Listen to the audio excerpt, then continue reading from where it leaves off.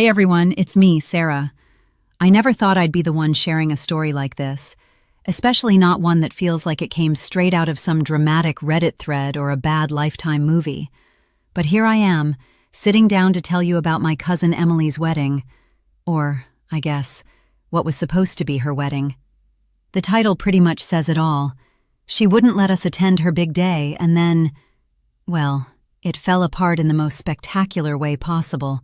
I'm talking total chaos, public humiliation, and a healthy dose of what some might call karma. Let me start from the beginning, because this didn't come out of nowhere. Emily and I grew up like sisters. Our moms are sisters, and we were born just a year apart. Me being the older one at 28 now, her at 27. We did everything together as kids. Sleepovers, family vacations, even double dates in high school. She was the bubbly, outgoing one, always the center of attention, and I was the quieter, more laid-back cousin who was happy to let her shine. We shared secrets, clothes, and even crushes sometimes. Family gatherings were always us two against the world. But things started shifting when we hit our 20s. Emily met Jake about 4 years ago. He seemed great at first, tall, charming, worked in finance, the kind of guy who could charm your grandma out of her secret cookie recipe. They got engaged after 2 years, and that's when the wedding planning began. Emily turned into full-on bride mode, and honestly, it was exciting at first. She called me almost daily, sending Pinterest boards, asking for opinions on dresses, venues, colors. I was thrilled. She even hinted that I'd be a bridesmaid. Then, slowly, the demands started. It was little things at first. "Sarah, can you help me scout venues? I need someone with good taste." Sure, no problem. I spent weekends driving around with her, taking notes, making spreadsheets. Then it was, "Can you design the save the dates? You're so good with graphic stuff." I did that too, spending hours on Canva perfecting them. Before I knew it, I was her unofficial wedding planner, coordinator, therapist, you name it. All for free, because family, right? Our family isn't huge, but we're close. There's my mom and aunt, Emily's mom, my dad, her dad, they're divorced but civil, a handful of uncles, aunts, and cousins on both sides, maybe 40 people total if everyone showed up. Plus Emily's friends and Jake's side. She was aiming for a elegant but intimate wedding at a beautiful vineyard about 2 hours from where we all live.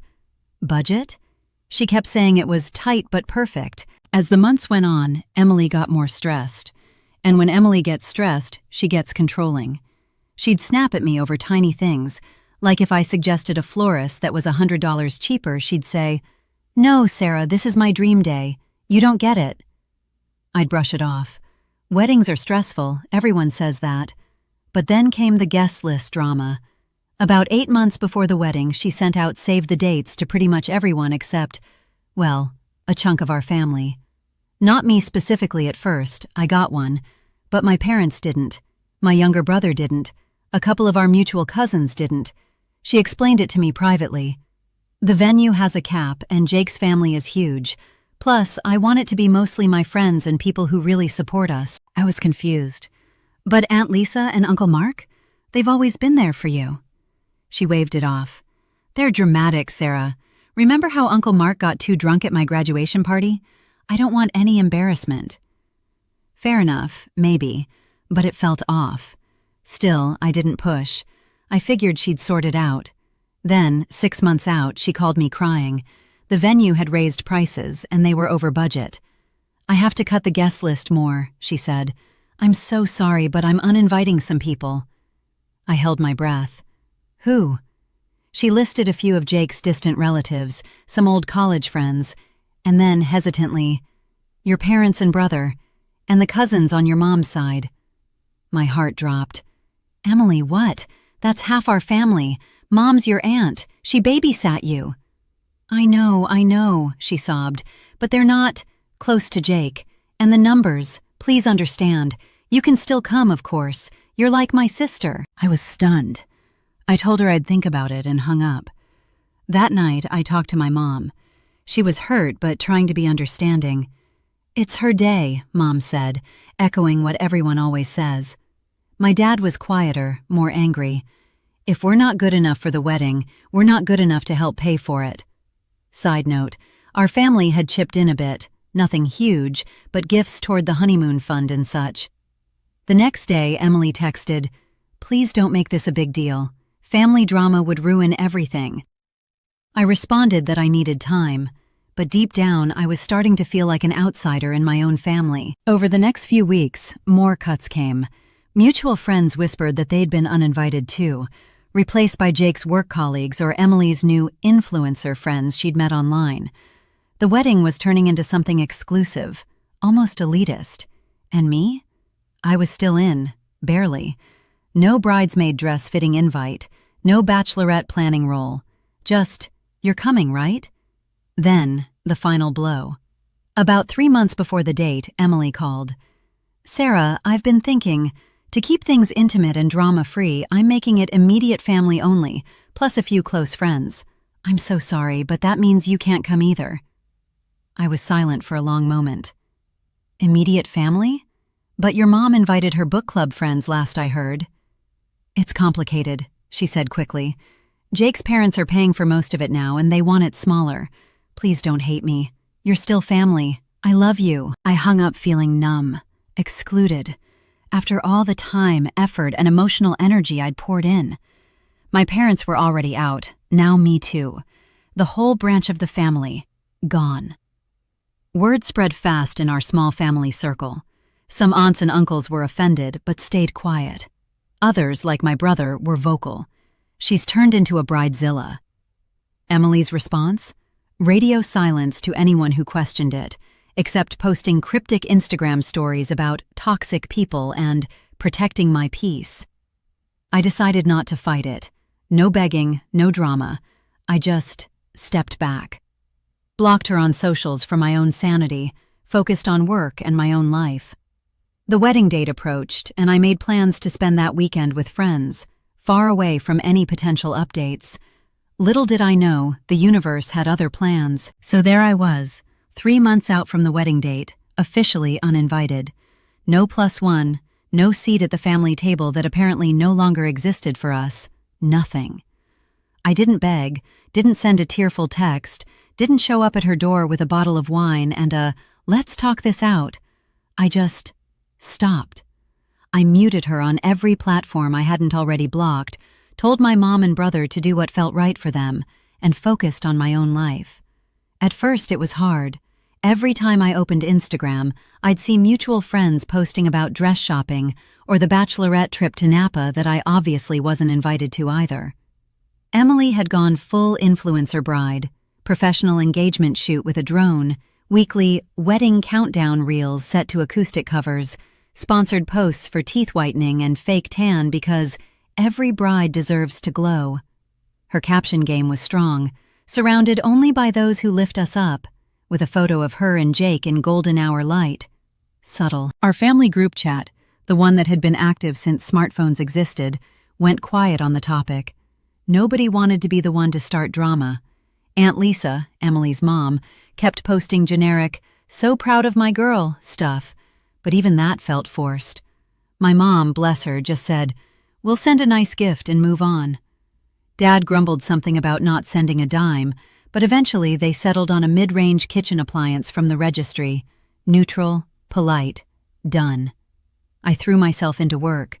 I'm a graphic designer, freelance mostly, and I landed a big branding project for a local coffee chain right around then. Long hours, late nights, lots of caffeine, perfect distraction. Weekends I spent hiking with friends or binge-watching shows I'd been meaning to catch up on. Anything but thinking about that Saturday in September when Emily would be walking down the aisle without a single person from our side of the family watching. About 6 weeks before the wedding, I ran into one of Emily's remaining bridesmaids, Kayla, at the grocery store. Kayla and I had been friendly in high school, not super close, but we always got along. She spotted me in the produce section and made a beeline, looking like she'd been holding in gossip for months. "Sarah, oh my God, hi!" Big hug, then she lowered her voice. "How are you holding up?" I laughed it off. "I'm good, honestly. Busy with work." She glanced around like someone might overhear. "Look, I feel awful about everything. Emily's been intense, like next level. Half the original bridesmaids dropped out because she kept changing her mind about dresses and then expected us to pay for the third version. I only stayed because my mom and her mom are best friends. I nodded, not sure what to say. Kayla kept going. And the guest list? It's down to like 60 people now. Jake's parents basically took over paying, so they invited a ton of their business friends. Emily uninvited 2 of her own cousins last week because they posted something shady on TikTok about destination weddings being wasteful. She saw it, screenshotted, and boom, gone. I raised an eyebrow. She's uninviting her own cousins now? Kayla sighed. It's a mess. The venue keeps threatening to cancel because deposits are late. The florist quit. The photographer she wanted booked someone else after she ghosted on the contract for 2 months. She's spiraling, but won't admit it. I felt a tiny pang of sympathy. Tiny. Then remembered the voicemail she'd left me 4 months earlier. Sarah, if you can't support my vision, maybe it's best you're not there. Yeah, sympathy evaporated. Kayla hugged me again before leaving. For what it's worth, a lot of us think she's lost it. This isn't the Emily we knew. That conversation stuck with me. I started hearing whispers from other mutual friends. The bachelorette trip had apparently been disastrous. Emily cried for 2 days because the Airbnb didn't have the exact aesthetic she wanted for photos, and one of the girls got food poisoning from the curated dinner. Someone else had to pay for Emily's portion of everything because the bride shouldn't have to worry about money. Meanwhile, Jake was barely mentioned. He seemed to have checked out, letting Emily and his parents run the show. Red flag? Maybe, but nobody was saying it out loud. 2 weeks later, I got a text from my brother Mike. He'd stayed loosely in touch with one of Jake's groomsmen, a guy named Tyler they'd both played soccer with in college. Tyler had spilled. Jake was having serious doubts. Not cold feet exactly, but full-on, is this the life I want, panic. Apparently, Emily had started making comments about wanting to move to LA after the wedding to grow her brand. But Jake had just signed a big promotion that required staying local for at least 3 years.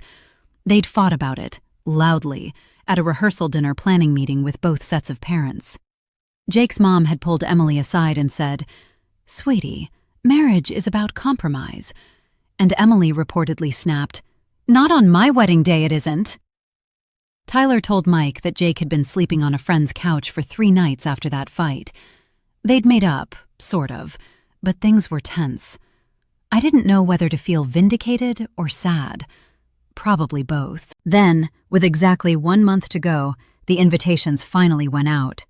Proper ones, thick cardstock, calligraphy envelopes, the whole thing. And of course, none arrived at our houses.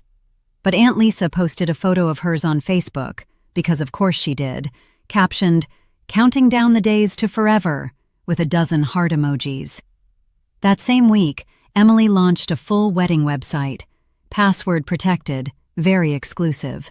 A mutual friend who was still invited sent me screenshots out of pity. It was something. A 10-page scroll of engagement photos, a love story written like a magazine feature, a gift registry that included a $4,000 espresso machine and a down payment fund for a house. They already owned a condo. The dress code was garden formal with a touch of whimsy, which apparently meant women in floor-length pastel gowns and men in linen suits. In September, at a vineyard, outdoors. There was also a wedding weekend itinerary that started with a welcome dinner on Friday night, the ceremony and reception Saturday, and a farewell brunch Sunday morning, attendance encouraged for all out-of-town guests. The whole thing screamed over the top, and fragile, like one wrong breeze could knock it all down. I showed the screenshots to my mom over coffee one morning. She just shook her head. That poor girl is setting herself up for disappointment. You can't control everything. I nodded. Or everyone. Little did we know how right she was. The wedding was now 3 weeks away, and that's when the first real crack appeared. Not a whisper, not a rumor, but something public. Something Emily couldn't spin. 3 weeks to go. That's when the first public domino fell, and it fell hard. It started with a post on a local wedding vendor's Facebook group. Someone, a caterer who'd been booked and then abruptly dropped, vented anonymously. Beware of this bride. Constant changes, late payments, blames everyone else when things go wrong. Deposit forfeited after she switched menus 4 times and then decided she wanted a fully vegan tasting menu 2 weeks before final count. No apology, just accused me of not being vision-aligned. The post didn't name Emily directly, but it included enough details: the vineyard venue, the September date, the whimsical garden formal dress code, that anyone in our extended circle recognized it immediately. Within hours, other vendors started chiming in. The original florist. Same. Ghosted after I ordered $3,000 worth of specialty blooms she insisted on. The string quartet. Canceled last minute because she found a better DJ on Instagram. Still waiting on the cancellation fee. The makeup artist posted a screenshot of texts where Emily had called her work basic after a trial and demanded a full refund. The thread blew up. Over 200 comments in a day. Local brides-to-be were thanking the posters for the warning. Vendors were sharing stories like war veterans swapping battle tales. Someone even made a meme, a Bridezilla cartoon with the caption, "Vision aligned or bust." Of course, screenshots spread like wildfire. One of our mutual cousins sent it to the family group chat with a simple, "Is this?" and a wide-eyed emoji. Aunt Lisa jumped in immediately. "This is disgusting gossip. Please delete." But it was too late. Everyone had seen it. Emily, predictably, went nuclear.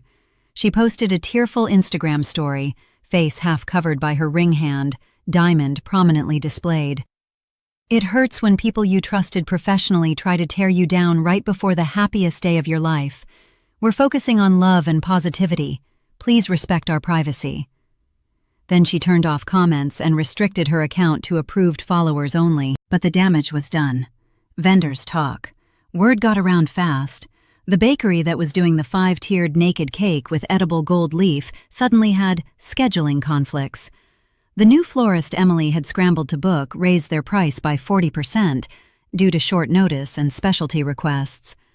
The DJ she'd poached from someone else, he messaged her the next day saying he'd double-booked by accident and couldn't make it.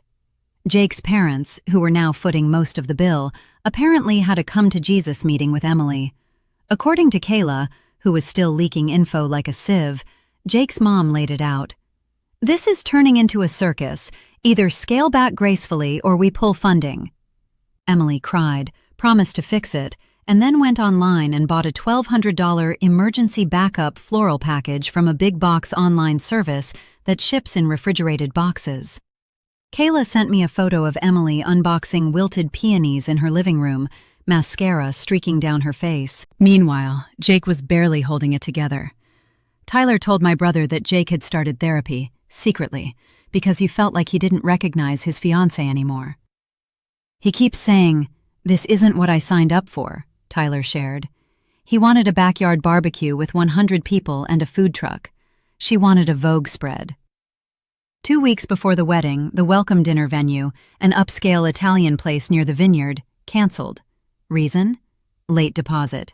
Again. Emily had to scramble and book a private room at a chain restaurant instead.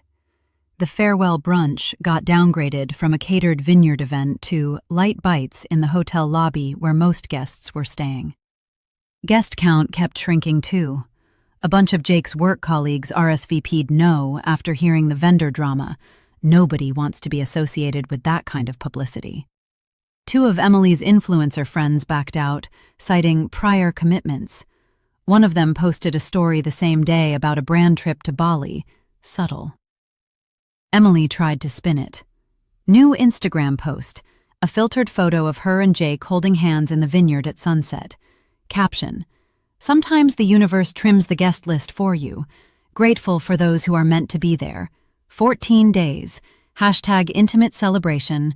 Hashtag quality over quantity." But the comments, from the few people who could still see them, were brutal. "Girl, maybe take the hint? This sounds like a nightmare. Sending you peace during this stressful time." That last one was pure shade. Then came the week of chaos. The weather forecast shifted dramatically. What had been predicted as sunny and 72 turned into a 70% chance of heavy rain on the wedding day. The vineyard ceremony was fully outdoors, no tent option because Emily had insisted on natural beauty only, and turned down the tent rental to save money. Now she was frantically calling around for last-minute tent availability. Every company within 100 miles was booked solid for fall weddings. One quoted her $12,000 for emergency setup. She declined. Kayla told me Emily spent an entire afternoon crying in her car in the Michaels parking lot after trying to buy bolt upon bolts of tulle to DIY a canopy.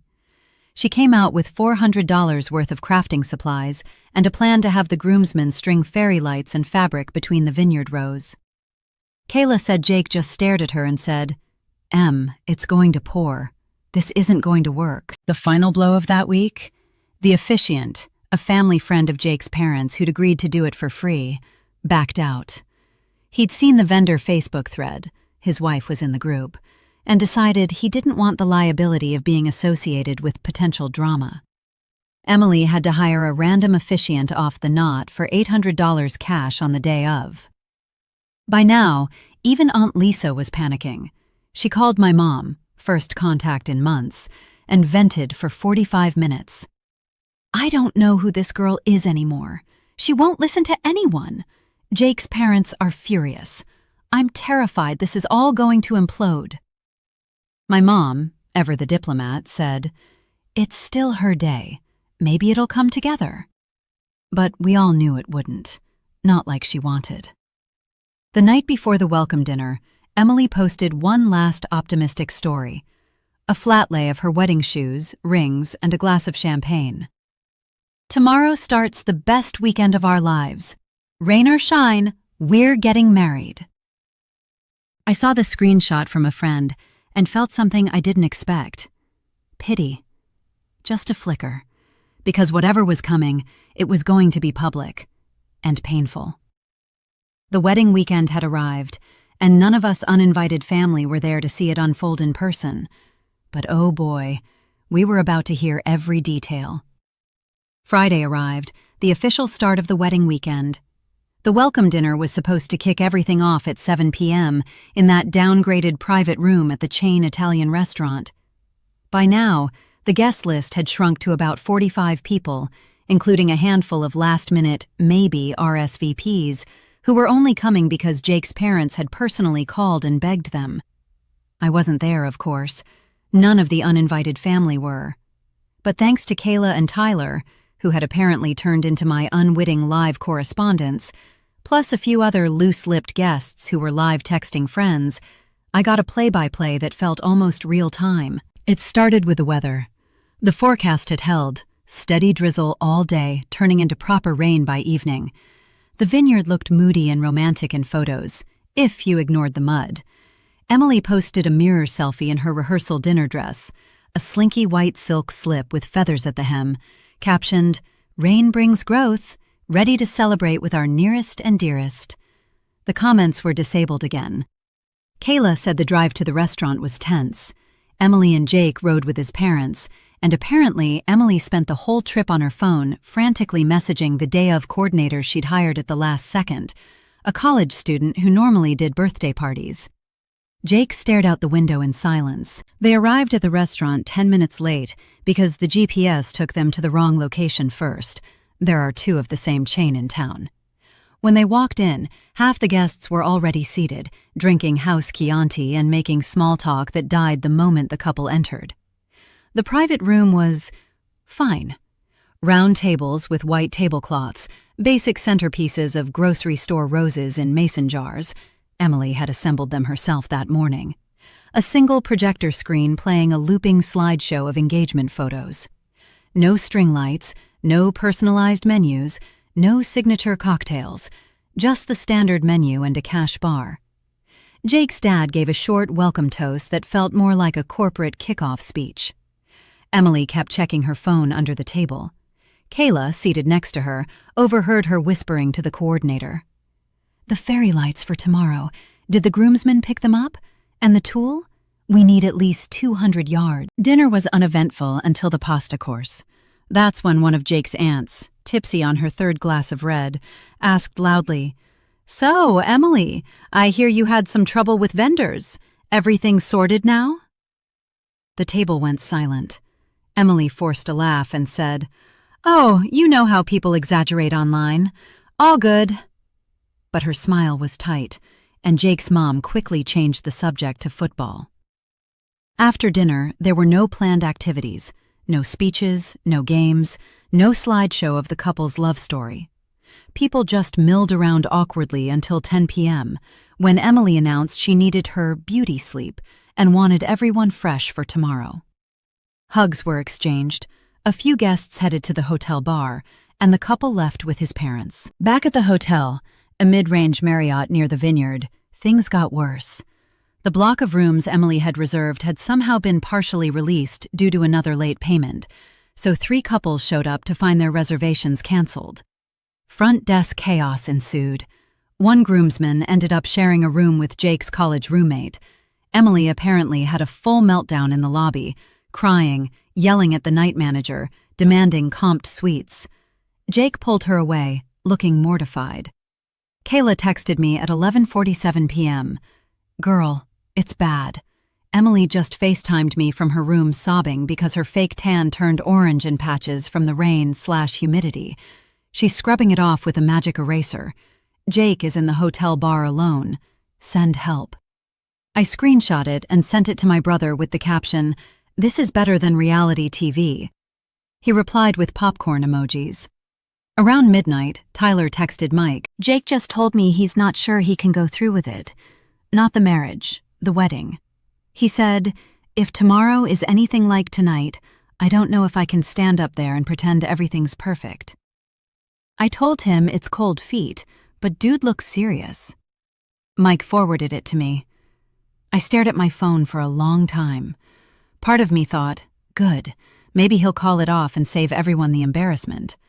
Another part thought, that's a terrible way to realize you're making a mistake. But the night wasn't over. At 1:12 a.m., a guest, one of the influencer friends who'd actually shown up, posted an Instagram story from the hotel bar. A video of Jake sitting alone, nursing a whiskey, staring at his phone. The caption? "Deep in thought before the big day, #wedding weekend." She deleted it 10 minutes later, probably after someone told her to, but not before half the remaining guests saw it and started whispering. Emily, meanwhile, was still in damage control mode. At 2 a.m., she posted a black and white photo of her and Jake from their engagement shoot, both laughing. Caption, "No matter what, tomorrow we become husband and wife.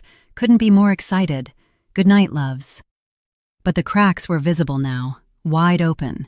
Saturday morning dawned, gray, windy, and pouring. The vineyard ceremony was scheduled for 4 p.m., cocktail hour 5 p.m., reception immediately after under the stars, ha. The groomsmen had spent the morning in the rain trying to string fairy lights and tulle between the grapevine rows, but the wind kept ripping it down. By noon, they gave up. The ceremony arch was just the vineyard's existing pergola with some soggy greenery draped over it. Emily's hair and makeup trial, rescheduled for the hotel room because the artist refused to drive in the storm, went poorly. The humidity made her curls fall flat, and the orange tan patches were still faintly visible on her neck. She apparently screamed at the makeup artist until the woman packed up and left, without finishing the bridesmaids. Jake spent the morning in his parents' suite. His mom tried to give him a pep talk. His dad offered him a drink at 10 a.m. Jake declined both and just paced. By 2 p.m., the venue manager called Emily's day of coordinator, the college student, with bad news. Due to the heavy rain, parts of the vineyard were flooding. The gravel paths were turning into mud rivers. Guests in heels would sink. They strongly recommended moving the ceremony indoors to the tasting room, which could seat maybe 30 people comfortably. Emily refused. "It's an outdoor wedding," she reportedly said. "We'll make it work." So they set up folding chairs in the mud under the open sky. No tent, no cover. Just rows of white chairs slowly sinking into the ground, with a soggy aisle runner that turned brown within minutes. Guests started arriving around 3:30 p.m., umbrellas in hand, dresses splattered with mud before they even sat down. The parking lot was a swamp. 2 cars got stuck. At 3:55 p.m., the rain picked up. Not a drizzle, a downpour. And that's when everything truly started to unravel. The ceremony was supposed to start at 4 p.m. sharp. By 3:50, every guest was seated, or trying to be. The white folding chairs were half submerged in mud. People held umbrellas over their heads, dresses and suits already speckled with dirt. Programs, printed on thick cardstock the night before, had turned to soggy pulp in everyone's laps. The string quartet Emily had managed to rebook at the last minute?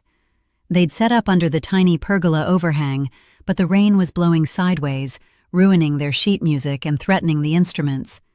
They packed up at 3:55 and left without a word. At 4:05, the processional music, supposed to be a vitamin string version of Can't Help Falling in Love, never started. Instead, guests just heard wind, rain hammering on umbrellas, and the occasional squelch of someone shifting in the mud. The bridesmaids emerged first from the tasting room door, about 50 yards away. They were supposed to walk a flower-petaled aisle. There were no petals left. The rain had washed them into brown rivers. 4 bridesmaids in mismatched pastel gowns, because the third dress version had never arrived, tiptoed down the gravel path, holding their bouquets high like shields against the downpour. Heels sank. One girl, Kayla, actually lost a shoe in the mud and had to hop the last 10 feet barefoot. Guests laughed nervously. Phones came out. Everyone was filming now. The groomsmen followed, looking equally miserable in soaked linen suits that had gone translucent. Jake stood under the pergola with the random hired officiant, hair plastered to his forehead, face unreadable. Tyler said later that Jake kept muttering, "This is insane. This is actually insane." Then came Emily. She appeared in the doorway of the tasting room in her dress, a custom off-the-shoulder ball gown with layers of tulle and delicate lace appliques. It had cost more than most people's cars. In the photos from better days, it looked ethereal. Now, the bottom 6 inches were already brown from the walk across the patio. Her dad held the golf umbrella over her, but the wind kept flipping it inside out. Her veil, a cathedral-length mantilla, was soaked and clinging to her face and arms like wet tissue. The walk took forever. Every step dragged yards of heavy, wet fabric through the mud. Her dad tried to help lift the train, but it just collected more dirt. By the time she reached the aisle, the gown was ruined, streaked with mud up to her knees, lace torn in places from catching on chairs. Guests audibly gasped. A few people whispered, "Oh no." Emily made it to the pergola at 4:18. She was shaking, part cold, part adrenaline, part fury. The officiant, a middle-aged guy in a cheap suit who looked like he'd rather be anywhere else, asked loudly over the rain, "Who gives this woman—" Emily's dad mumbled something and practically ran back to his seat under a shared umbrella with Aunt Lisa. There were no mics. The officiant had to shout everything. Guests in the back rows couldn't hear a word. Umbrellas blocked views. Half the attendees had given up and were huddled on the covered patio watching through windows. The vows were short, pre-written generics from a website, because Emily's custom ones had been with the original officiant who bailed. When it came time for the rings, the best man fumbled in his soaked pocket and dropped Jake's band into the mud. He fished it out, wiped it on his equally muddy pant leg, and handed it over. Emily's ring went on fine, but her hands were so cold it spun loosely. Then the officiant yelled, "By the power vested in me by the state, I now pronounce you husband and wife. You may kiss the bride." Jake leaned in. Emily turned her face at the last second. It was barely a peck, more like an awkward cheek brush. No one cheered, just scattered polite claps drowned out by the rain. Photos? Forget it. The photographer, a last-minute replacement who'd charged double for the weather, took maybe 20 rushed shots under the pergola before declaring his equipment at risk and packing up. No couple portraits in the vines, no golden hour magic, just gray, wet misery. Guests bolted for cover as soon as the couple started back down the aisle, or what was left of it. The recessional music never played. Emily's train dragged even worse now. At one point she stopped, turned around, and tried to kick it forward, but it just tangled around her legs. Jake grabbed her arm to steady her, and Kayla heard her hiss, "Don't touch me like I'm some invalid." They made it inside the tasting room, which had been set up for cocktail hour. But the room was tiny, built for 30 max, and now 45 soaked guests crammed in, dripping on the hardwood floors, tracking mud everywhere. The bar was one overwhelmed bartender pouring basic wine and beer. Appetizers were supposed to be past trays of bruschetta and shrimp, but the caterer had cut portions due to the shrinking guest count. Trays ran out in 10 minutes. People stood in clumps, whispering, "Did you see the dress? I've never been to a wedding like this."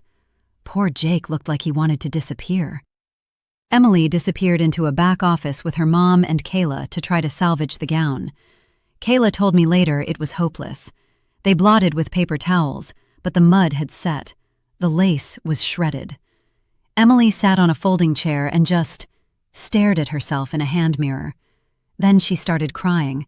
Not loud sobs, just silent tears that ruined what was left of her makeup. Jake stayed in the main room, accepting sympathetic backpats and shots of whatever liquor people pressed on him. Tyler overheard Jake's dad pull him aside. "Son, are you okay? Because this..." Jake apparently just shrugged and said, "It's done now." Cocktail hour dragged into 90 minutes because the reception setup outside was impossible. The dinner tables were under a small covered patio, but the rain was blowing in sideways. Tablecloths were soaked. Centerpieces, those DIY grocery store roses, were wilted and falling apart. The dance floor, a portable wooden thing laid directly on the grass, had warped and buckled in the wet. The venue manager finally told the day of coordinator, either move dinner inside, where there was zero space, or serve it cold under the leaking patio. Emily, emerging from the back with her dress now cut short with kitchen scissors to mid-calf, to save what we can, chose the patio. Dinner was served at 7:30 p.m.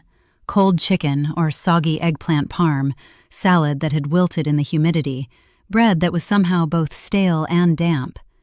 Guests ate standing up or perched on the edges of chairs, balancing plates on their laps, umbrellas still up. Speeches? Only 2. Jake's dad gave a short, "Welcome to the family, Emily. We're glad it's over. Glad you're married," that got awkward laughs.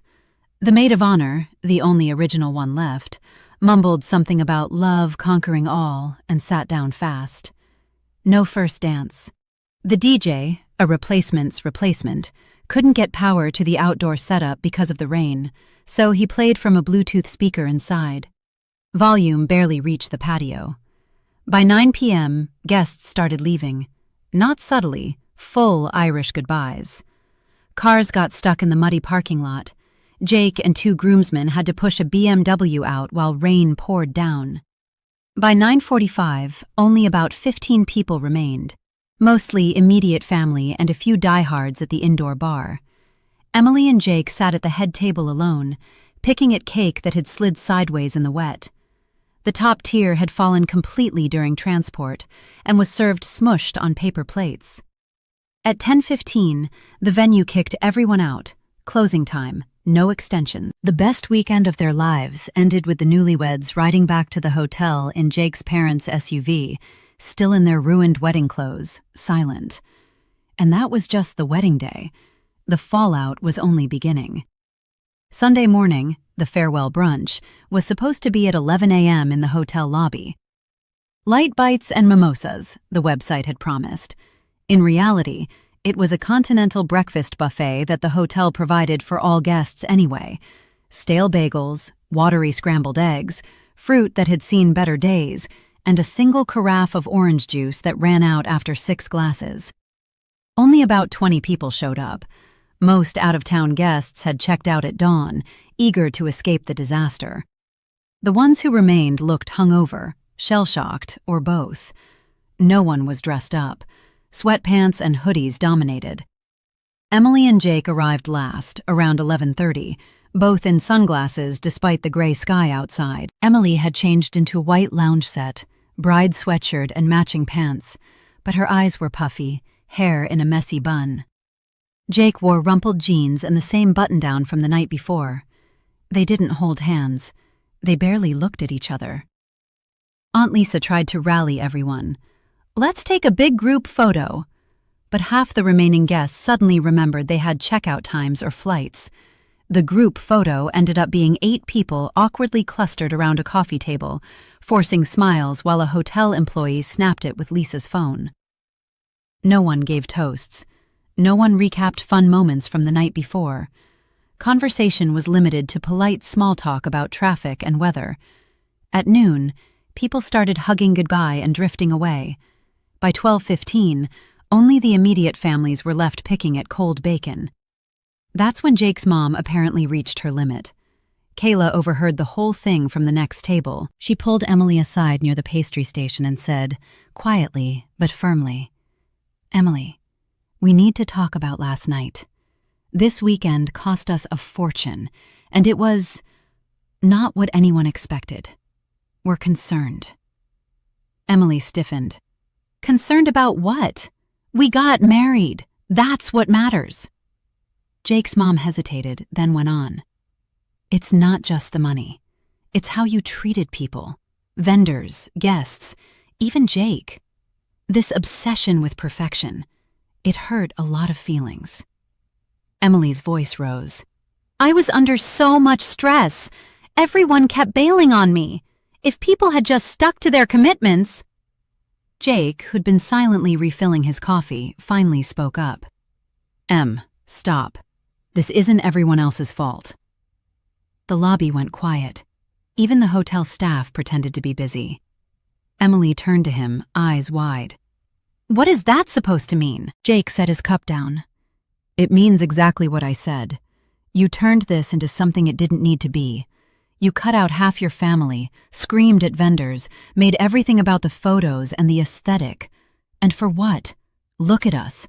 We're standing in a hotel lobby eating cold eggs after the worst day of our lives." Emily's mouth opened, closed. Tears started again. "You're blaming me? On the day after our wedding?" "I'm not blaming," Jake said, voice low. "I'm saying I went along with it because I love you. But I'm done pretending it was fine. It wasn't." Jake's dad tried to intervene. "Son, maybe not here." But Jake shook his head. "No, we're doing this now." He turned back to Emily. "I need space. I'm going to stay at Tyler's for a few days when we get home. I think we both need to figure out if we can work when it's not about a perfect Instagram wedding." Emily stared at him like he'd slapped her. Then she whispered, "You're leaving me? The day after we got married?" "I'm not leaving you," Jake said. "I'm asking for a breather, because if we don't deal with this now, we're just going to keep hurting each other." Silence. Aunt Lisa looked like she might faint. My mom's sister, defending her daughter to the end, finally cracked. She started crying too. Emily grabbed her purse, muttered, "I can't believe this," and walked out of the lobby toward the elevators. Alone. No one followed her right away. Jake exhaled like he'd been holding his breath for months. His mom hugged him. His dad clapped him on the back. The remaining guests suddenly found reasons to leave immediately. By 1 p.m., the farewell brunch was over. The weekend was officially done. Back home, the news spread fast among the uninvited. Screenshots of texts flew around. Kayla called me directly that afternoon, voice shaking. "Sarah, it was awful. Like a reality show implosion, but real people. Emily locked herself in the bridal suite and wouldn't let anyone in, not even her mom. Jake left with his parents. They're driving home separately." I asked the question everyone was thinking. "Do you think they'll annul it?" Kayla sighed. "I don't know."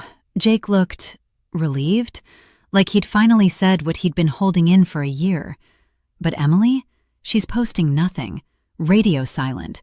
Her Instagram is still up, but the last story is from Friday. That night, a few guests who'd stuck around for the brunch started posting their own versions on private stories or in group chats. One cousin of Jake's uploaded a TikTok, carefully anonymized, no faces shown, just muddy shoes, soaked programs washing away in the rain, the sliding cake. Caption: Worst wedding I've ever been to. Change my mind. It got 200,000 views in a day before he took it down. Someone else leaked a photo of Emily's ruined dress hanging in the hotel bathroom to dry. Mud-caked, torn, tragic. It ended up in that same vendor Facebook group with the comment, "This is what happens when you treat people like props." Emily's account stayed frozen. No honeymoon photos. They'd planned a quick trip to Mexico, but obviously that wasn't happening. No Mrs. name change. Nothing. Monday morning, Jake was spotted at his office, back to work like nothing happened. Co-workers who'd been at the wedding gave him wide berth. Emily, according to Aunt Lisa, who finally called my mom again, desperate, had gone to her parents' house and hadn't left her childhood bedroom in 48 hours. She wasn't eating, wasn't talking, just scrolling through her phone looking at old engagement photos and crying. Jake texted Tyler, "I'm filing for an annulment this week. I can't do this." Tyler told Mike. Mike told me. And that's when I knew. The marriage was over before it even began. But Emily wasn't going down without a fight, or at least without trying to rewrite the narrative. Monday, after the wedding, the annulment rumor hit our family chat like a bomb. Mike had screenshot Tyler's text, "Jake's meeting a lawyer tomorrow," and sent it with no comment. Everyone saw it. No one knew what to say at first. My mom broke the silence. "I feel terrible for both of them. This is heartbreaking." Dad replied, "Heartbreaking? The girl cut us all out and turned her wedding into a circus. Jake finally grew a spine." Aunt Lisa left the chat for 3 hours, then came back with a voice note, voice cracking. "Please stop spreading rumors. Emily is devastated. She doesn't need this right now." But the rumors weren't just family gossip anymore. By Tuesday, fragments were leaking outward. Someone, probably a disgruntled vendor with nothing left to lose, created an anonymous Instagram account called @VineyardDisaster2024. It posted a carousel. The muddy chairs, the ruined dress hanging in the hotel bathroom, the smushed cake, Jake looking miserable under the pergola. All photos taken by guests, watermarked "Submitted." Captions were brutal but factual. "When Bridezilla meets Mother Nature." 50,000 tell later and married for 24 hours. The account gained 8,000 followers in a day. Local news blogs picked it up. "Viral rain-soaked wedding ends in drama." Emily's main Instagram was still frozen on that black and white engagement photo, but people started tagging her in comments on the disaster account. She turned off tagging, then made the whole profile private. Jake, meanwhile, went full ghost. He moved out of their condo that Monday night. Tyler and another groomsman helped him pack 2 suitcases while Emily was at her parents'. He left his wedding band on the kitchen counter with a note. "I'm sorry, I need time. I'll call when I'm ready." Emily found it when she got home Tuesday morning. Kayla heard about the meltdown secondhand from Aunt Lisa. Emily screamed, threw the ring across the room, it dented the drywall, then collapsed on the floor, sobbing for hours. She called Jake 27 times. He didn't pick up. Finally, he texted, "Please respect my space. Lawyer will be in touch." That afternoon, Emily showed up at Jake's office unannounced. Security had to escort her out after she caused a scene in the lobby, crying, begging him to talk. Coworkers filmed it on their phones. One clip ended up on the @VineyardDisaster account by evening. You could hear her yelling, "We just got married! You can't do this!" Jake's company sent him home for the rest of the week. His parents hired a family law attorney that same day. By Wednesday, the annulment was real. Jake filed on grounds that the marriage was entered into under duress and irreconcilable differences manifesting immediately. In our state, if both parties agree, an annulment can go through fast, sometimes in weeks. Jake wanted it erased like it never happened. Emily did not. She lawyered up too. Her attorney sent a letter demanding Jake pay her legal fees and return all wedding gifts for equitable division. Jake's side countered that since the marriage lasted less than 48 hours and there were no shared assets created during it, he owed nothing. The gifts, they argued, were conditional on a marriage, which effectively didn't exist anymore. The fight went public in the pettiest way possible. Emily finally broke her silence on Thursday with a Notes app screenshot posted to her private Instagram, but of course someone screenshot and leaked it immediately. I've been quiet out of respect for someone I love deeply, but I can no longer stay silent while my character is assassinated online. Our wedding day was not perfect, no one's is, but it was ours. The weather was out of our control. Certain people chose to make it about drama instead of love. I am heartbroken that the person I trusted most has abandoned me at the lowest point of my life. I still believe in the vows we took, even if he doesn't. Please respect our privacy as we navigate this painful time. I covet your prayers. It was classic Emily. Victim narrative, spiritual shading, zero accountability. The comments on the leaked version were savage. Girl, you uninvited your whole family. Vows taken in a monsoon while you looked miserable don't count. Prayers for Jake. Jake didn't respond publicly, but Tyler told Mike that he'd seen the post and just said, "She still doesn't get it." That same week, the financial fallout started hitting Emily hard. Jake's parents had paid for roughly 70% of the wedding, venue deposit, catering, photography, the works. Now they wanted documentation for every expense because their accountant was advising them to write it off as a loss. They asked Emily's parents for receipts on the portions they'd covered. Aunt Lisa and her husband had to admit they'd put some vendor deposits on personal credit cards that were now maxed out. Meanwhile, guests started returning gifts, not subtly, actually boxing up the Williams-Sonoma knives and the fancy espresso machine and shipping them back with notes, "Best wishes on your future endeavors." One couple even invoiced Jake's parents for their hotel and travel costs, claiming they'd only come because of pressure. The registry page went from 9 gifts remaining to 127 returned in days. Emily tried to sell her dress online. Worn once, minor staining, designer, size 4, listed at 60% off original price. It got no bites. Someone commented, "Honey, that dress is cursed now." By Friday, exactly 1 week after the wedding, Emily deactivated her main Instagram entirely. The @VineyardDisaster account posted a final story, a screenshot of the profile gone, captioned, "Accountability era loading." I hadn't spoken to Emily once through any of this. Not a text, not a call. I figured she'd reach out when she was ready to apologize, or at least acknowledge the hurt she'd caused our side of the family. Instead, I got a message from Aunt Lisa late that night. "Sarah, Emily is asking if you can come over tomorrow. She says she needs someone who gets her. Please."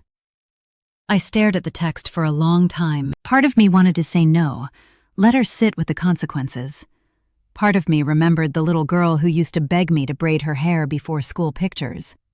The cousin who once drove 3 hours to my college graduation with a handmade sign. I replied, "I'll come, but only if she's ready to talk honestly. No victim story." Aunt Lisa answered instantly, "Thank you. She's not there yet, but she will be. She has to be." I didn't sleep much that night. The next day, I drove to Aunt Lisa's house, the one Emily had retreated to, ready for whatever version of my cousin was waiting. What I walked into was worse than I expected. I pulled into Aunt Lisa's driveway on that Saturday morning, exactly 8 days after the wedding. The house looked the same as always, neat brick colonial, fall mums on the porch, the same wind chimes we'd bought on a family beach trip 15 years ago. But everything felt different, heavy. Aunt Lisa opened the door before I could knock. She looked like she'd aged 5 years in a week. Dark circles, hair unwashed, wearing yoga pants and one of Uncle Rob's old college sweatshirts. She hugged me tightly without saying anything, then whispered, "She's upstairs, second door on the left. Thank you for coming." I nodded and climbed the familiar stairs. Family photos lined the wall.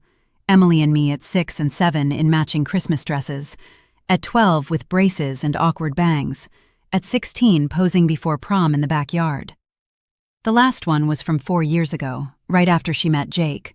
The two of them at a rooftop bar, her head on his shoulder, both glowing. I paused at that one for a second, then kept going. Her bedroom door was closed. I knocked softly. "Come in," she said, voice small and hoarse. I pushed the door open and stepped inside. The room was dark, curtains drawn, only the glow of her phone lighting her face. She was in bed, propped against pillows, wrapped in a blanket even though it wasn't cold. Tissues everywhere. An untouched tray of toast and tea sat on the nightstand. The air smelled like unwashed hair and despair. She looked broken. Not dramatic bride broken, but actually shattered. Eyes swollen, skin blotchy, hair tangled. No makeup, no filter. Just Emily. Raw. "Hey," I said quietly, closing the door behind me. She tried a weak smile that didn't reach her eyes. "Hey, thanks for coming. Mom said you might not." I pulled the desk chair over and sat beside the bed. I almost didn't. Silence stretched for a minute. She picked at the blanket fringe. "I messed everything up, didn't I?" she finally whispered. I didn't answer right away. I wanted her to sit with it. She kept going, voice cracking. "The wedding. Jake. All of it.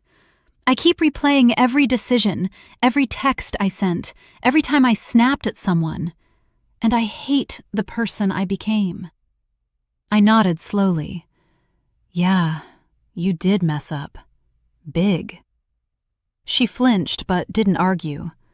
"I'm not here to pile on," I said. "Everyone else is already doing that online. But if we're going to talk, we talk honestly. No excuses, no, the weather ruined it, no, vendors let me down. Own it." She swallowed hard, tears starting again. "Okay." So she did. For the next hour, Emily talked, really talked, like she hadn't in years. She admitted the wedding had stopped being about marrying Jake somewhere around the 6-month mark and became about proving something. Proving she could have the perfect day her influencer feeds promised. Proving she was special, chosen, enviable. She'd convinced herself that cutting people who might bring drama was self-protection, but really it was fear that someone might outshine her or post an unflattering photo. She cried when she talked about uninviting me. "You were my safest person. You'd done so much for me, the graphics, the planning, listening to me complain for hours. And I threw you away because you were tied to the family I decided wasn't elegant enough. I told myself you'd understand because you love me, but I knew you wouldn't. I just didn't care enough to stop." She cried harder about our parents. "Mom keeps saying she's sorry she didn't stop me sooner, but I wouldn't let anyone question me. I called her dramatic when she begged me to invite you all. I told her if she paid for more guests, she could have an opinion. God, Sarah, who says that to their own mother?" I stayed quiet, letting her get it out. Then came Jake. "I loved him," she said, voice breaking completely. "I still do, but I stopped treating him like a partner. He wanted simple. I wanted spectacle. Every time he tried to pull me back, do we need the drone photographer? Or, maybe we can invite your cousins back." I accused him of not supporting my vision. I made him feel small for wanting something different. And at the brunch, when he finally said it out loud, I realized he'd been carrying all of it alone for months. She wiped her face with the sleeve of the blanket. "He texted me last night, just once, said he's going through with the annulment, that he hopes I find happiness but he can't be part of it anymore. He's already moved the rest of his stuff out." I reached over and took her hand. She squeezed it like a lifeline. "I don't know who I am without all of it," she whispered. "The plans, the countdown, the likes and comments telling me I was living the dream. Now it's just me. And I don't like her very much." We sat like that for a long time. Eventually she fell quiet, exhausted. I finally spoke. "You're not the first person to lose themselves planning a wedding, but most people don't torch every bridge doing it. The good news is, you're 27. You get to decide who you are next, but that starts with making things right, with Jake if he'll ever speak to you again, With Mom and Dad? With the rest of us. She nodded. I know. I'm scared. You should be, I said. It's going to suck, apologizing to people you hurt, especially when some of them might not forgive you right away. But it's the only way forward. She took a shaky breath. Will you help me? Not fix it for me, I don't deserve that, but just be there while I try? I thought about it. Really thought. Then I said, yes, but on one condition. No more half-truths. No more performing. You show up as the real, messy Emily, the one who's here right now, and you do the work. All of it. She started crying again, but this time it felt different. Like release. Okay, she said. I can do that. I have to. We talked a little longer, practical stuff. She needed to get out of bed, shower, eat something. She needed to start drafting real apologies, not social media statements. She needed therapy. She'd already booked a first session for Monday. Aunt Lisa had insisted.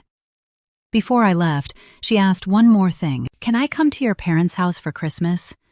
Even if it's awkward, even if Uncle Mark makes bridezilla jokes, I don't want to be alone with what I did. I smiled, small but real. You can come, but you're helping with dishes and no phone at the table. She laughed through tears, the first laugh I'd heard from her in months. As I drove home, I felt something shift. Not forgiveness yet, that would take time, but possibility. A path back, maybe. Emily still had a long, hard road ahead. The internet wouldn't forget quickly. Some friendships were probably gone for good. Jake might never speak to her again. The money lost, the reputation damaged, it would linger. But she'd taken the first step, seeing herself clearly. And sometimes, that's where the real story begins. The weeks after my visit to Emily's bedroom were slow, fragile ones. She didn't bounce back overnight. No one expected her to. But she started moving. Small steps, but real ones. First, therapy. She went to that first session on Monday and kept going twice a week after that. She found a therapist who specialized in perfectionism and social media burnout, which fit perfectly.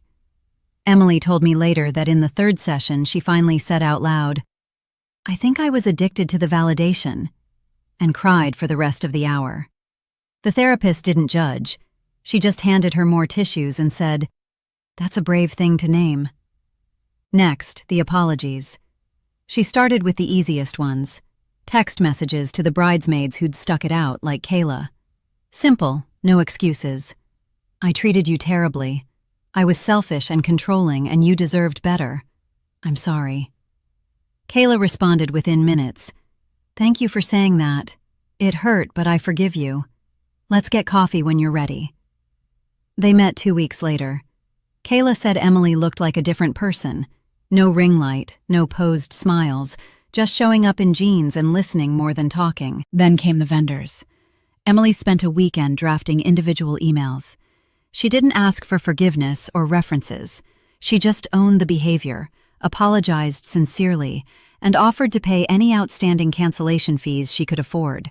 She'd taken a part-time retail job at a boutique to start chipping away at her credit card debt. Most didn't reply.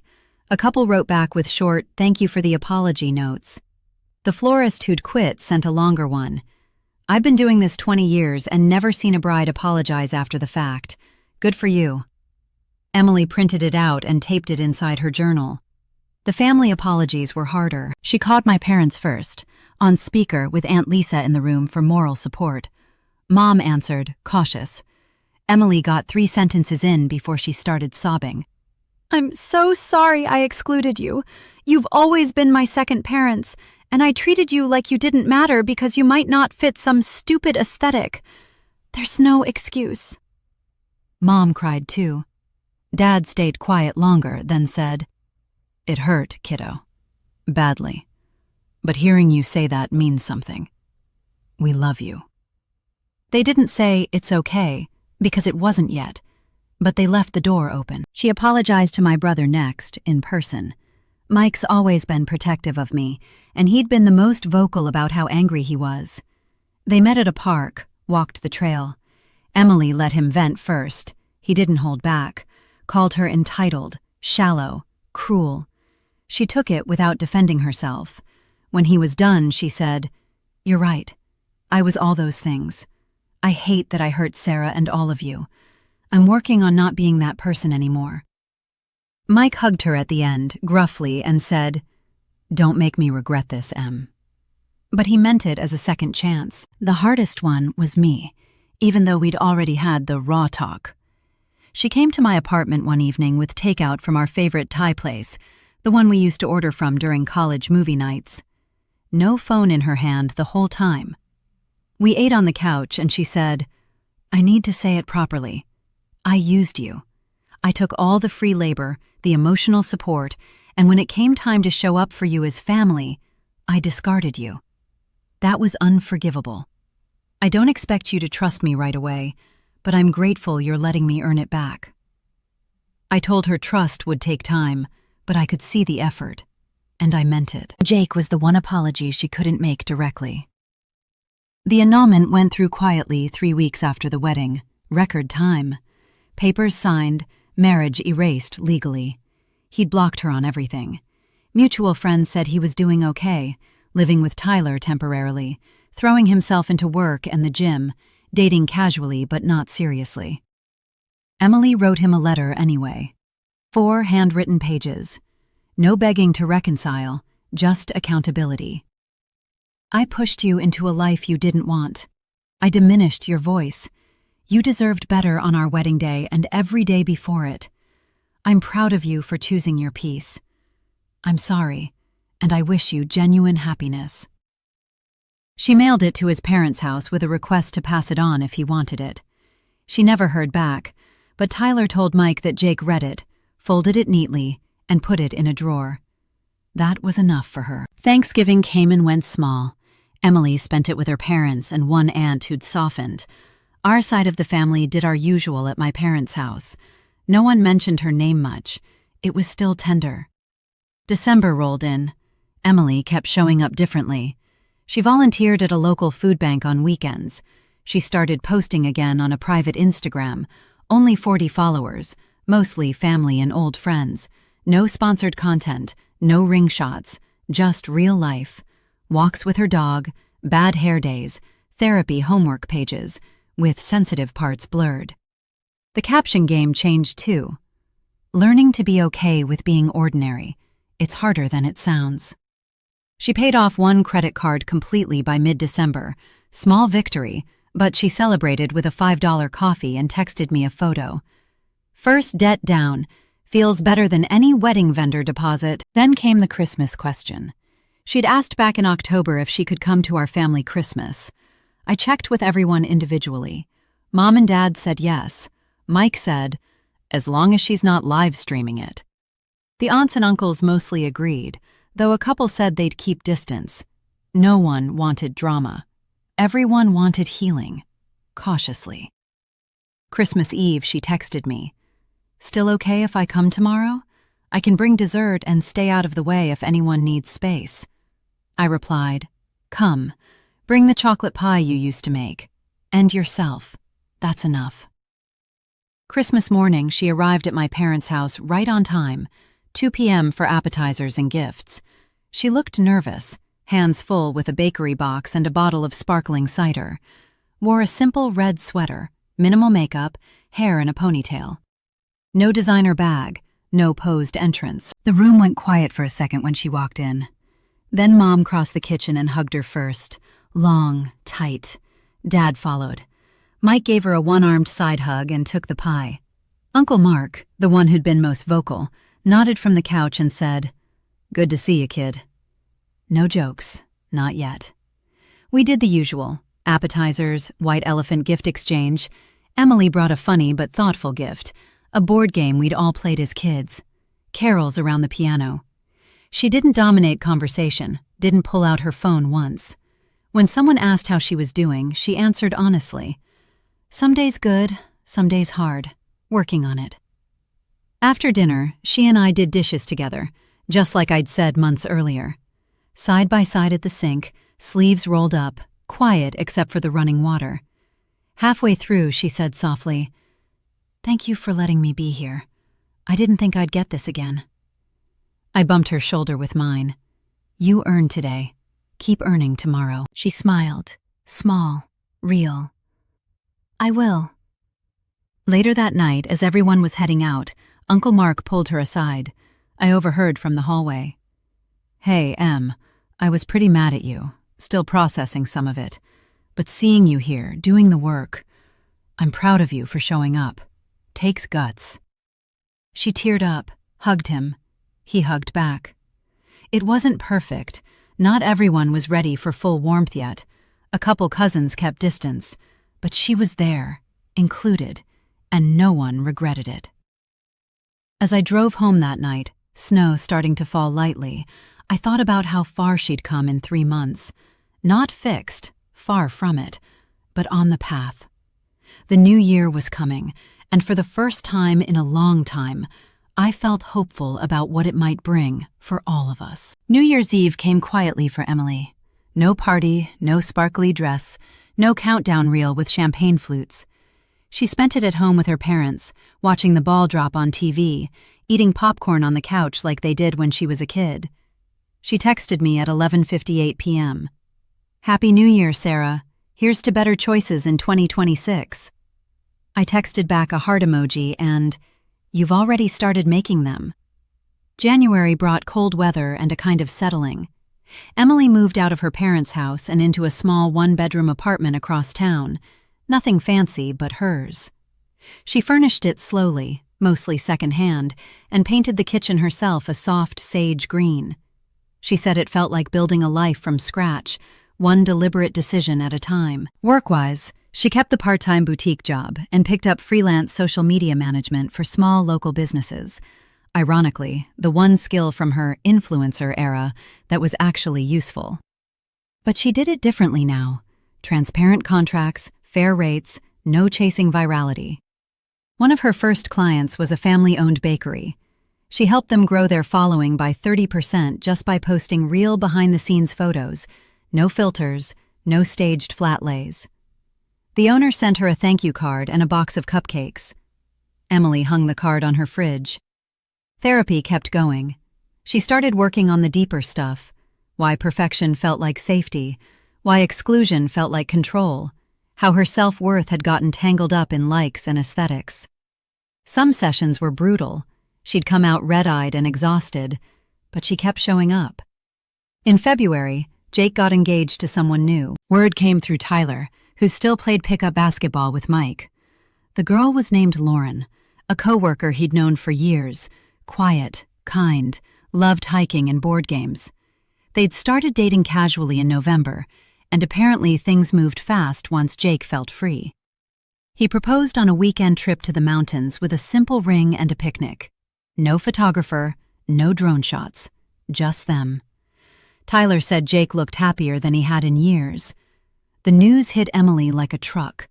She called me the night she found out, voice steady at first, then cracking. "I'm happy for him. I really am. He deserves this.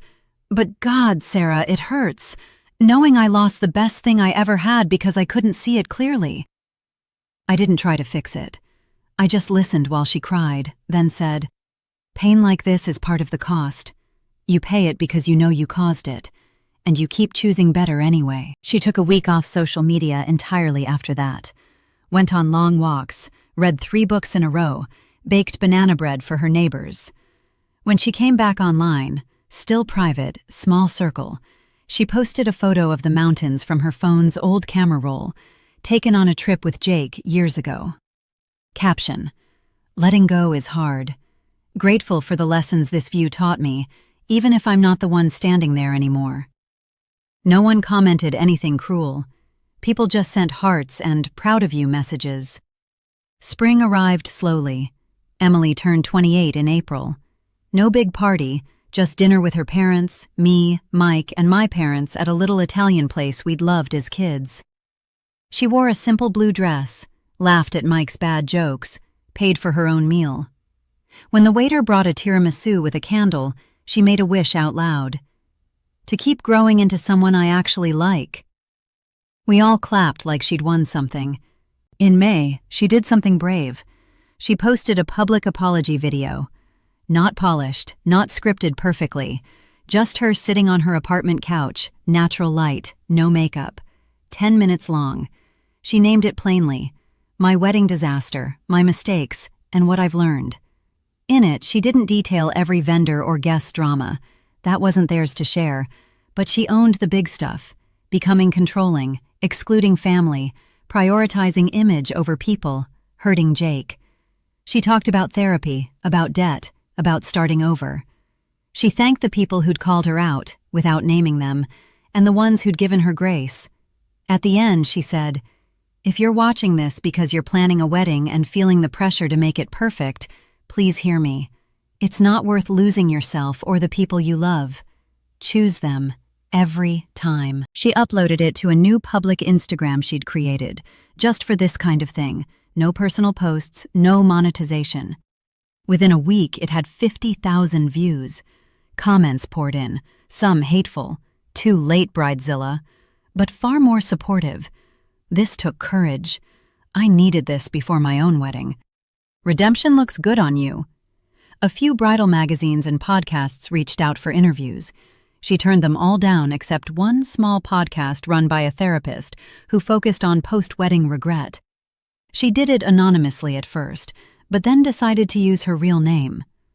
"Hiding didn't help me before," she said. "It won't now." By summer, the @VineyardDisaster2024 account had gone dormant, last post months earlier. The viral moment had faded, as they do. Emily's name still popped up occasionally in Bridezilla compilation threads, but the top comment was usually someone linking her apology video with, "She actually grew from it. Rare." She started dating again in June, slowly, carefully. A guy named Alex from her food bank volunteer group. Nothing serious yet, just coffee dates and hikes. She told me she'd told him the whole story on date 3. If he can't handle my worst chapter, he doesn't get the rest. He stayed.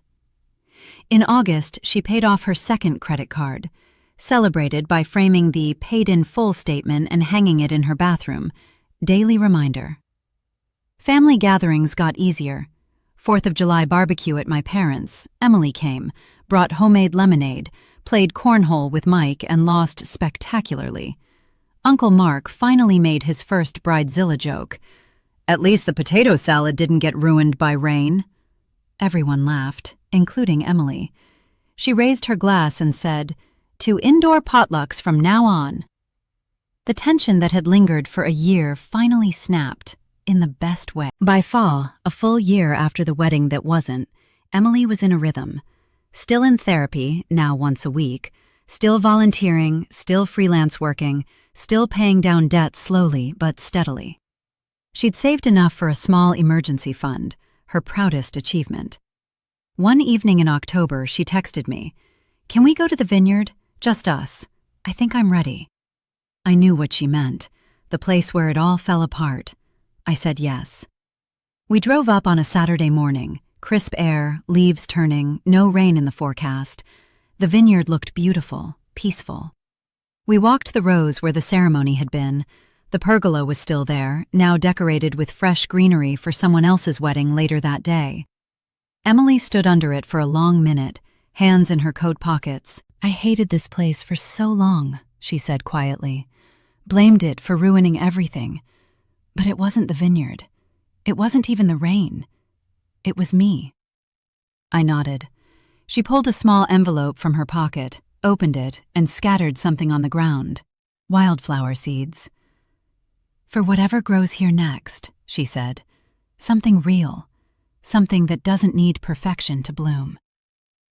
We stayed a little longer, tasted a few wines in the tasting room, bought a bottle to share later. On the drive home, she was quiet at first, then said, "I think I'm okay now. Like, actually okay.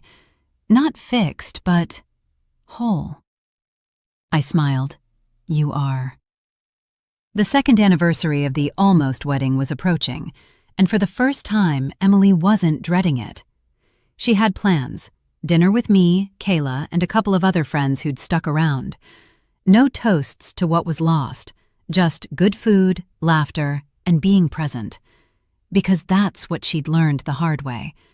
Some days fall apart spectacularly, but you get to decide what you build from the pieces. The second anniversary fell on a Saturday in late September, exactly 2 years after the day that everything collapsed in the rain. Emily woke up that morning in her little apartment, sunlight streaming through the curtains she'd sewn herself from thrift store fabric. No dread in her chest like the year before, just a quiet acknowledgement. Today was a marker, not a wound. She'd planned the evening weeks in advance, a small dinner at her place with the people who'd walk the hardest parts of the road with her. Me, Kayla, my parents, Mike, and, even more surprisingly, Uncle Mark and Aunt Carla, who'd become unexpected allies in the last year. Aunt Lisa and Uncle Rob were coming too. She spent the day preparing, slowly, intentionally. No rush, no perfection checklist. She made her grandmother's lasagna recipe, the one we'd grown up eating at every family birthday. Kayla brought salad and garlic bread. Mom brought dessert. Everyone else filled in the gaps.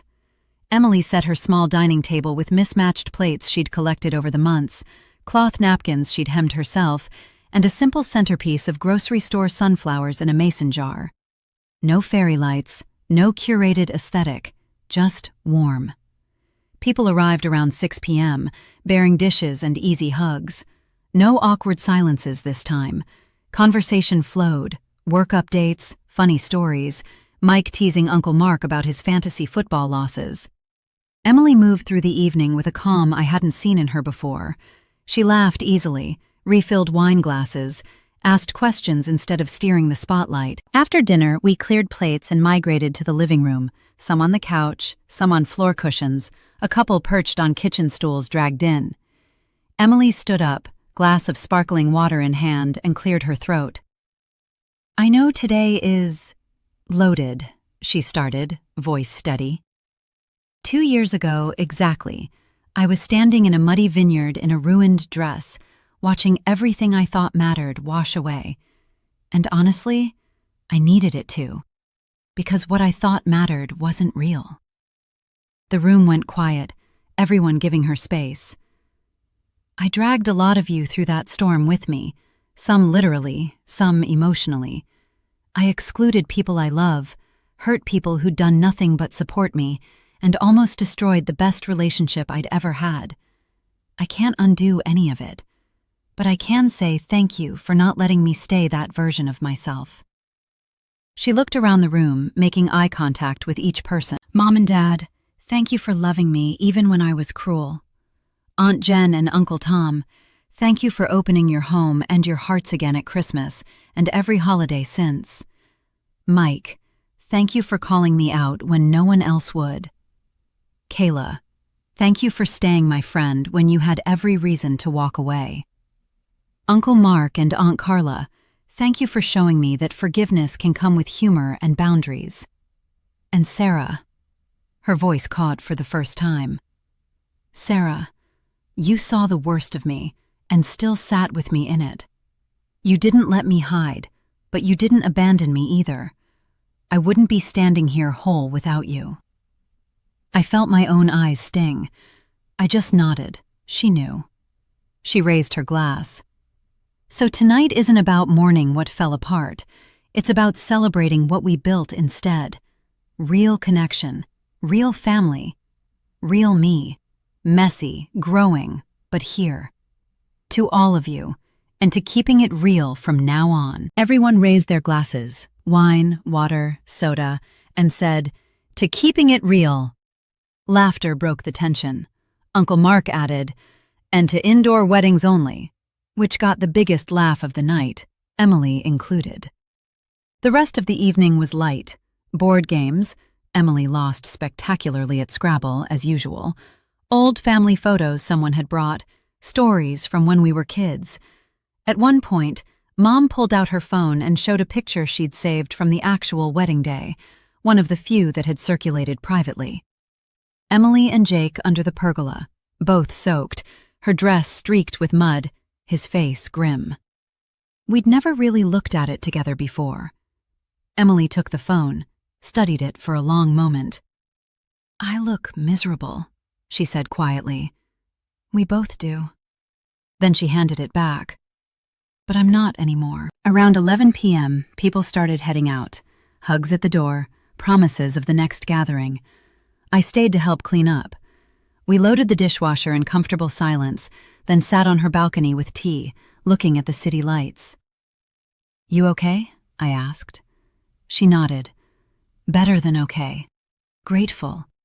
A little amazed that I get to have this night, these people, this life, after everything." We sat a bit longer.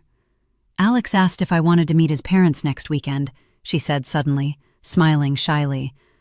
I said yes. No hiding the past. I'll tell them the whole story if it comes up. I bumped her shoulder. "Look at you, planning transparency instead of perfection." She laughed. "It's a lot less stressful." A week later, the dinner with Alex's parents went well. They'd apparently already heard a version of the story from him. He'd watched her apology video early in their dating, and they greeted her with warmth, not judgment. His mom even said, "We all have chapters we'd rewrite if we could. What matters is what you do with the next ones." By November, Emily had been promoted at the boutique to assistant manager. Steady income, health insurance, a sense of accomplishment that didn't depend on likes. She'd paid off her third and final wedding-related credit card. The last payment hit on a Tuesday. She screenshot the $0.00 balance and sent it to the family group chat with the caption, "Free!" We all sent confetti emojis. Thanksgiving that year was at my parents' house again. Emily arrived early to help Mom cook, peeling potatoes, making the cranberry sauce from scratch, setting the table without being asked. After dinner, she and Dad did the dishes together while the rest of us played cards. I overheard him say, "I'm proud of you, kiddo. Really proud." She didn't cry. She just hugged him and kept washing plates. December brought cold nights and holiday lights. Emily decorated her apartment modestly, a small tree with ornaments she'd collected over the year, some handmade, some gifts from us. She hosted a cookie baking night. Me, Kayla, 2 co-workers from the boutique. Flour everywhere, burnt batches and perfect ones, laughter until midnight. On December 23rd, she got a message from Jake. Not a call, just a text out of the blue. "Hey, Em. Lauren and I are expecting a baby in June. I don't need anything back, just wanted you to hear it from me instead of through the grapevine. I hope you're doing well. Take care." She stared at the screen for a long time, then showed me when we met for coffee the next day. My heart clenched for her. "How are you feeling?" She took a slow sip of her latte. Sad, in a distant way, like mourning someone I used to be close to who's moved far away, but mostly happy for him.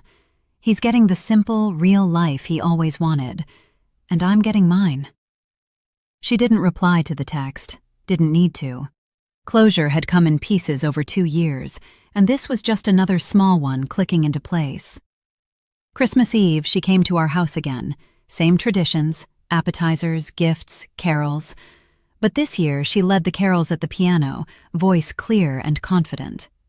When we did the annual family photo in front of the tree, she stood in the middle without hesitation. Later that night, after everyone else had gone to bed, she and I sat by the fireplace with hot chocolate. 2 years ago, she said softly, I thought my life ended in that rain. Turns out it was just beginning. I smiled. And look how far you've come. She looked at me, eyes bright. We've come, together. We clinked mugs. One more milestone waited, the end of the year, the end of the story's second chapter. But the best part? Emily was finally excited to see what the third one would hold. It's Christmas Day today, December 25th, 2025, exactly 2 years and 3 months since that muddy Saturday in September when everything fell apart. This morning, Emily woke up in her apartment to the smell of cinnamon rolls baking. She'd set the timer on the oven before bed, a little tradition she started last year. She opened her curtains to a light dusting of snow on the balcony railing, made coffee in the French press Alex gave her for her birthday, and sat for a while just watching the quiet world outside. No notifications turned on yet. No rush. At 10 a.m., she drove to my parents' house, same route she's taken for every holiday these past 2 years, but it feels different now. Familiar in the best way. She brought the cinnamon rolls still warm in a carrier, plus a tin of homemade spiced pecans she'd stayed up late perfecting. When Mom opened the door, the hug lasted longer than usual. "Merry Christmas, sweet girl," Mom said into her hair. Emily whispered it back, voice thick. The house was full. Dad in his ancient, ugly Christmas sweater building a fire. Mike and his new girlfriend laughing in the kitchen over mimosas. Uncles and aunts arriving in waves with casseroles, and kids tearing through the living room. Emily moved through it all effortlessly, hanging coats, passing out hugs, sneaking bites of cookie dough when Mom wasn't looking. No one tiptoed around her anymore. She belonged again, fully. We did presents after brunch. Emily had spent months making hers, hand-knitted scarves for the aunts, framed photos she'd taken and developed herself. She'd picked up film photography this year as a hobby, a leather-bound journal for me with a note inside, for all the stories we're still writing, together. My gift to her was a small silver necklace, a tiny wildflower pendant. "For what grew after the rain," I told her when she opened it. She teared up, fastened it around her neck, and didn't take it off all day. Mid-afternoon, Alex arrived, his first Christmas with the extended family. Emily had been nervous about it for weeks, but he fit in immediately, helped Dad carve the prime rib, let Mike beat him at Mario Kart, charmed the aunts with stories about his job as a park ranger. When he and Emily stood side by side in the kitchen, stealing frosting off the carrot cake, I caught Mom watching them with a soft smile. Later, Mom told me quietly, "He looks at her the way she always deserved to be looked at." After dinner, we bundled up and went outside for the annual snowball fight, teams divided by generation as usual. Emily ended up on the kids' side because, "I'm young at heart," she claimed. She got absolutely pelted, hair full of snow, laughing so hard she could barely stand. At one point, she tackled Mike into a drift and yelled, "This is for every Bridezilla joke you ever made."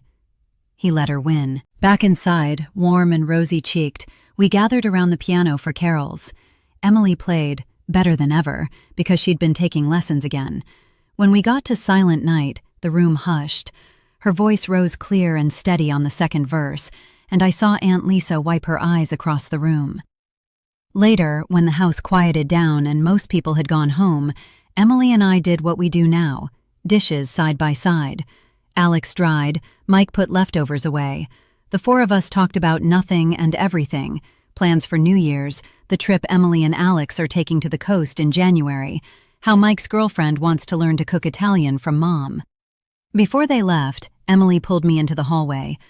"I need to tell you something," she said, voice low. I raised an eyebrow. "Yesterday I got an email from a publisher. They saw the apology video and the podcast I did last year. They want to talk about a book, part memoir, part guide for people feeling the pressure of perfect milestones. Not just weddings, engagements, babies, careers, about choosing real over curated." My mouth actually dropped open.